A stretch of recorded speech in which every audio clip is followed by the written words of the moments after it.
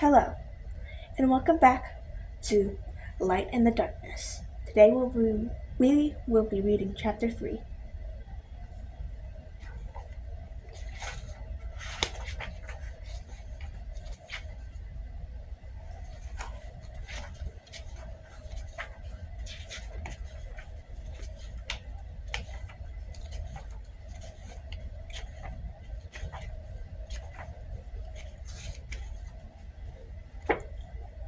Chapter 3.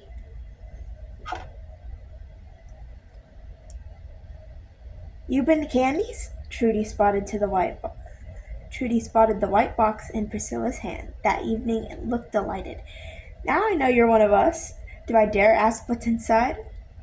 I was told these were Joan's favorites, answered Priscilla as she handed the box to Gale. You didn't. Joan put a hand to her chest as if overwhelmed by Priscilla's thoughtfulness. Cream puffs? I can put them right in the fridge, unless we want to prove this saying right and eat dessert first. Gale paused and waited for their answers.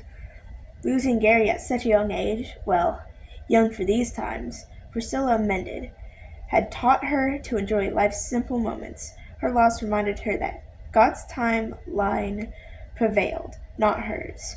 She raised her hand. I vote yes to eating dessert first. The cousins grinned in agreement. Dad will be delighted, said Gale. Priscilla, come meet him. He's in his chair, ready for one of his favorite shows, but I know he wants to meet you. Priscilla followed Gale into a comfortably crowded living room, which opened to a lovely back porch overlooking a shady yard. Dad, Priscilla's here. She brought cream puffs from Candy's place. The elderly man skewered Priscilla with a tough guy look. Gale said, Gale said you were back in town. I wasn't inclined to believe it.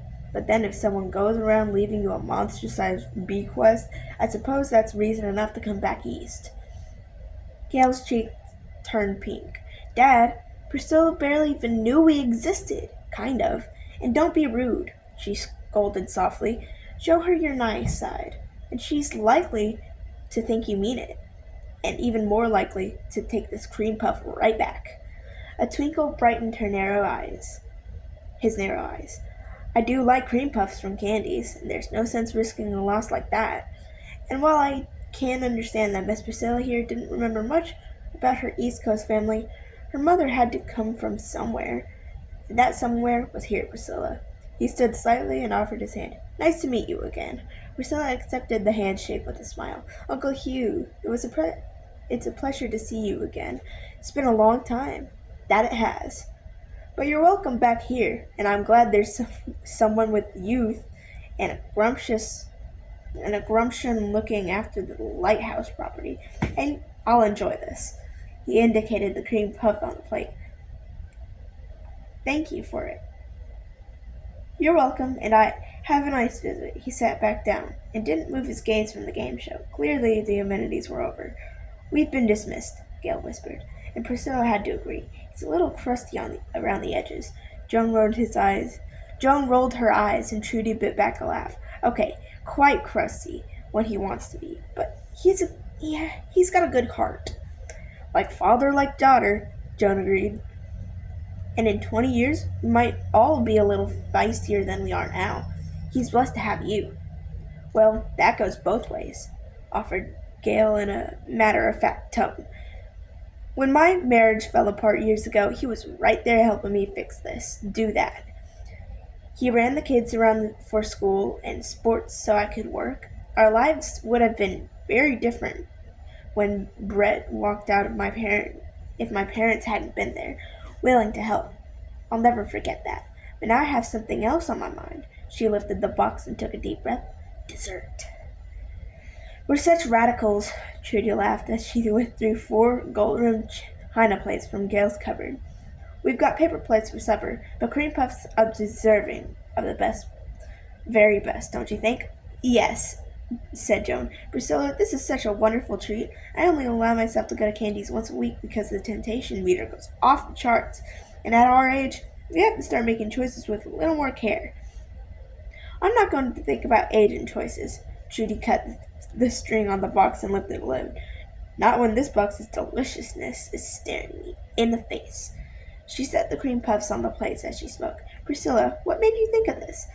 I stopped into the history museum to ask a question or two. And Monday is History Tea Day, noted Gail. Exactly, which led us talking about cookies, then the bakery, followed by dessert, and here I am. And I noticed something interesting today. 3 sets of eyes looked her way, blue, brown, and blue-gray. I felt like I could tell the people who belong here, the ones who actually live here apart from the tourists. Well, of course you can, said Gail, as if the influx of tens of thousands of people didn't add layers of confusion to the setting. Trudy didn't look one bit surprised. The locals here have a way of acting that sets them apart, which can be good or not, she added with a meaningful look. But is it weird that I noticed it my first day here? Priscilla wondered. She made a little face of concern. It took me by surprise, because I'm a fish out of water too, and yet I didn't feel that way as I roamed through the town, surrounded by tourists and friendly shopkeepers. Because you're a Latham, Jones said softly. You're one of us. And time and distance can't erase that, Priscilla. Maybe that will help you get your bearings more quickly, added Gail. She picked up her plate and headed for the yard. In any case, I'm glad your wanderings brought you to Candy's bakery. Let's sit out here, listen to the birds, and get to know each other better.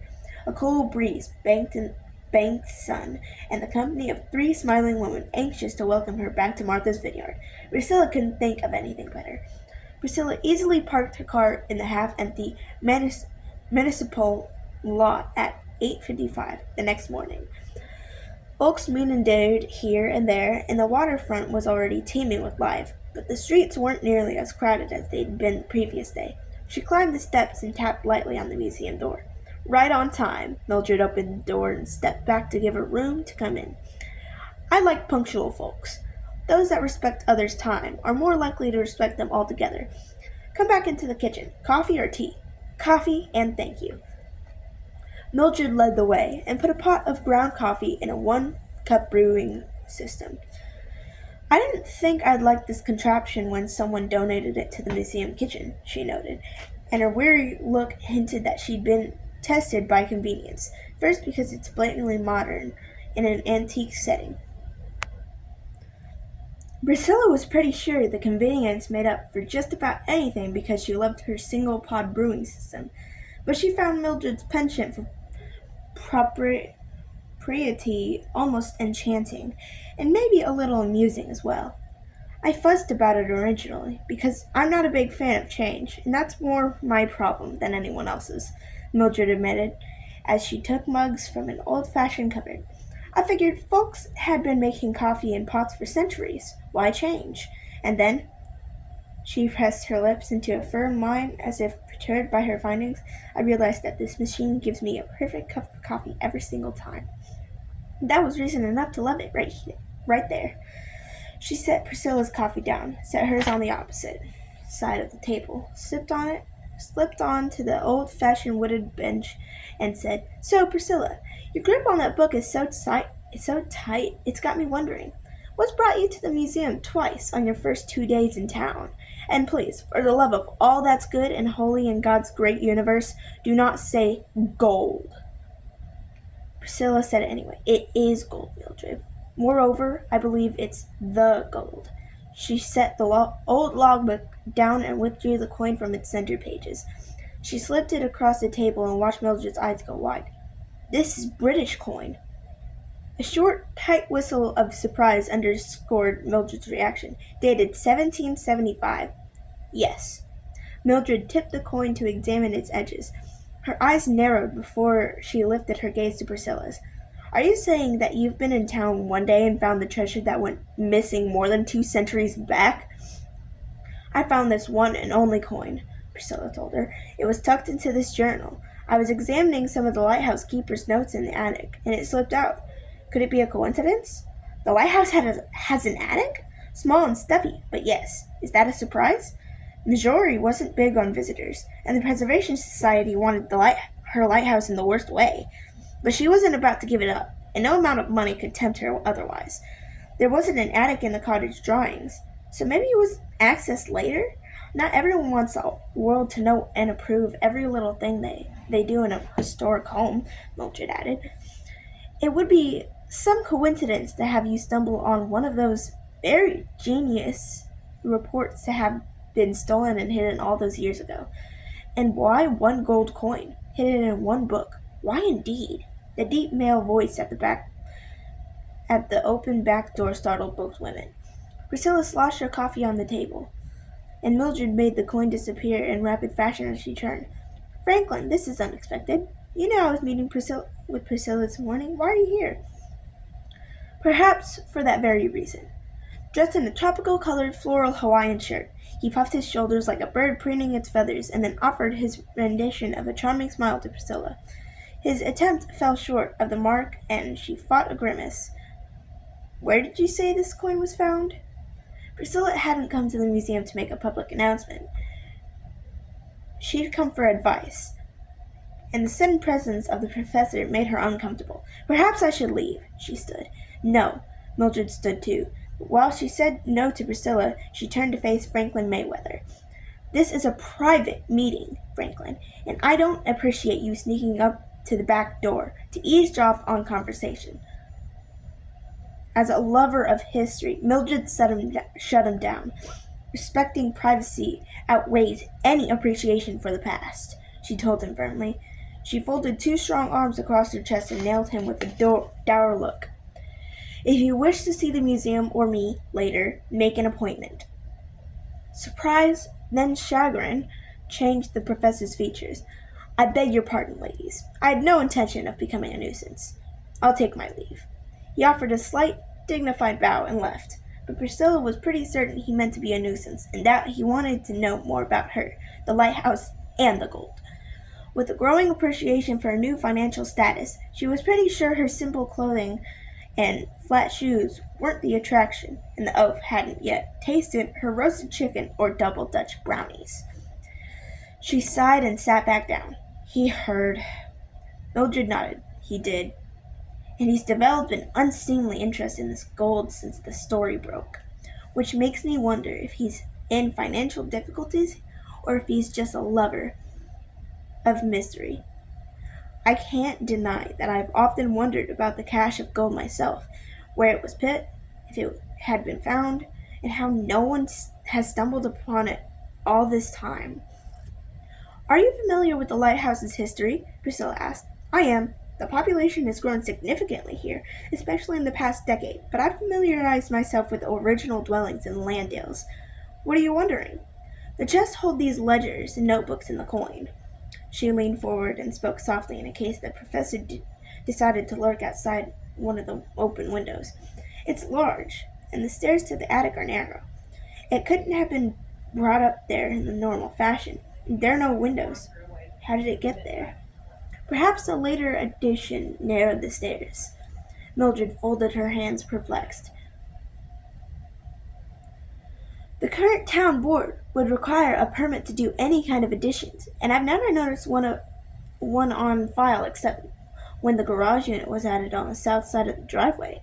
With historic properties, there's quite the process to make significant changes, but something could have been done before the zoning laws went into place, or prior to its being declared a landmark property. It's curious, isn't it? It was because who intentionally built a stairway too narrow to remove the contents of the space above? Do you suppose the gold might be hidden in the wall? She whispered, hardly daring to say it out loud in case someone walked by or Professor lingered outside. Or beneath the flooring? Did Aunt Marjorie live there alone for a long time? All her life, Mildred answered. It was willed to your grandparents from your great uncle, and Marjorie loved the place. They gave her life's use of something like that, so it might be that she felt she had to leave it to you. Or more likely, she had remorse because of the family rift, and she had money enough for a good while. The Lathams have always had an eye towards good investments, and they owned a fair share of island real estate and mainland stocks. But I must admit, you've got me wondering. A wall that didn't used to exist, a closed-in attic, and a coin from the time in question. That's certainly reason enough to rouse one's curiosity, isn't it? It was. The clock struck 10 in the town square just as the doorbell rang. The museum was about to open to the public, and Priscilla didn't want anyone aware of the reasons behind her visit.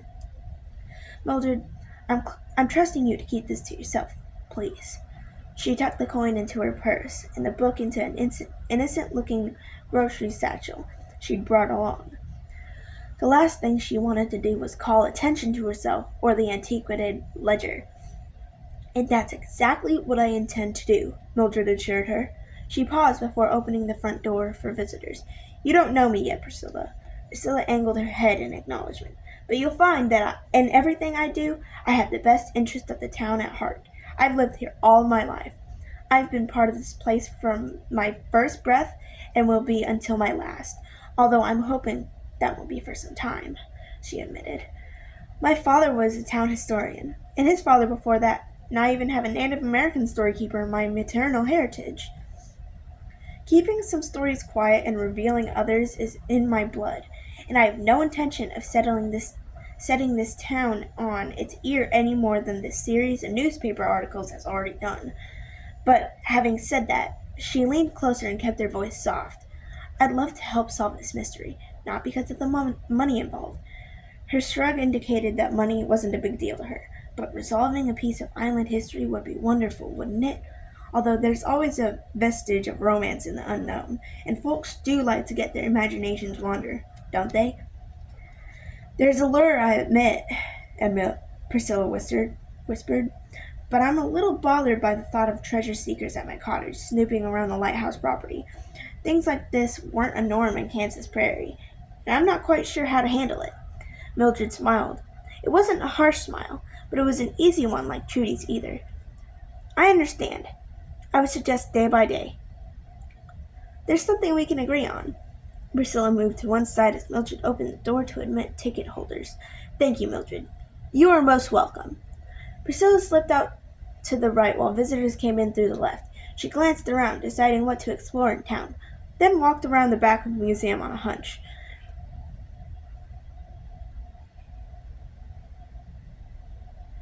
A flash of vibrant colors at the edge of the trees blocking the museum from the narrow road beyond confirmed her concerns, unless Martha's Vineyard had become a summer home for rainbow-toned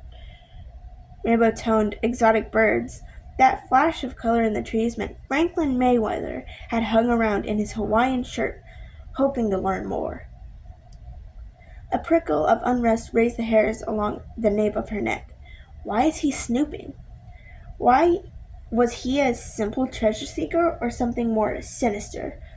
The quaintness of the island town mocked her thoughts, but even a farm girl understood the attraction of big money to some. Her property plus the possibility of hidden stash of gold might make her quite the catch. She pivoted and set a quick pace for the street. To find out more, she needed to know more. There was no time like the present to do exactly that. Thank you. See you later.